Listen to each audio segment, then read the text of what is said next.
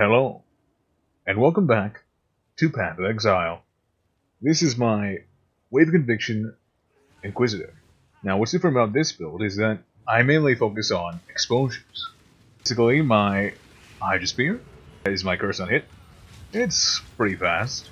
It applies exposures for my Wave of Conviction, which applies exposures for my Holy Flame Totem. And then Holy Flame Totem, I have Flame Wall for it, basically allowing me to extend the beams on it if they're placed at the end of the beam. I also have Infernal Cry to cover my enemies in ash, and I have Dash to get myself out of the way of things, and as my only movement skill, of course. I also have Enduring Cry for the amount of life it gives you back, and the endurance charges. I have Frenzy charges through Ice Bite, which is through Hydrosphere, which, like I said, is linked to Hex Touch, which is linked to Flammability. These are all inside of my Eye of Malice, which is a pretty big damage boost as they both give me Fire and Cold, exposure on hit. It's just a 25% chance for both, but I'm already applying it through my skills anyway. My chest piece is a Iron Heart. I would have an Iron Fortress, but it's really unlikely that I'll get the Prophecy for it, especially in the Private League, so I don't have that yet. Maybe in the future, but not right now. My Wave of Conviction is linked to Iron Will, which means that the strength damage bonus from Iron Heart also affects me. With my 361 strength, that is pretty decent. It's also linked to Arcane Surge, Concentrated Effect, and Spell Echo support. In there as well is my Herald of Ash. My gloves are a Victory Touch. They're Taxing Gauntlets, which would increase exerted attacks, which I don't use.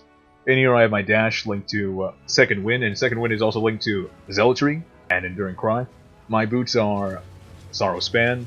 They're Fractured Life boots with T1 Fractured Life, and they also had these rolls on it when I first got it, or when I first found it.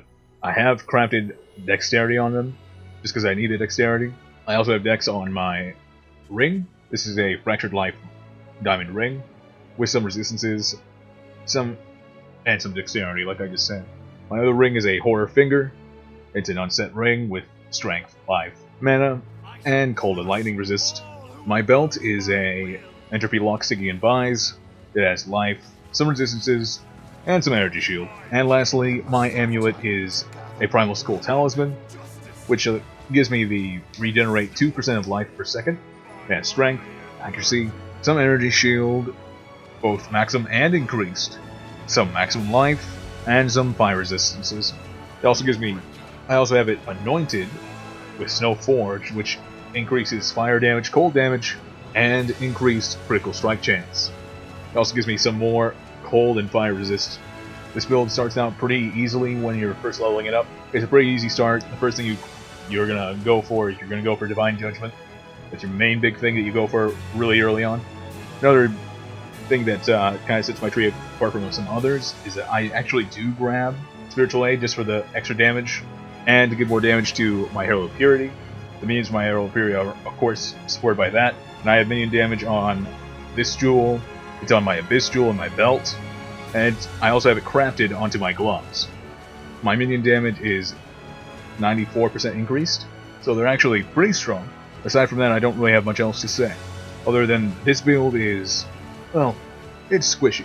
Now how squishy? Well, I've kind of played this build before, multiple times. However, I always do it differently each time, because there's always something new to do with it.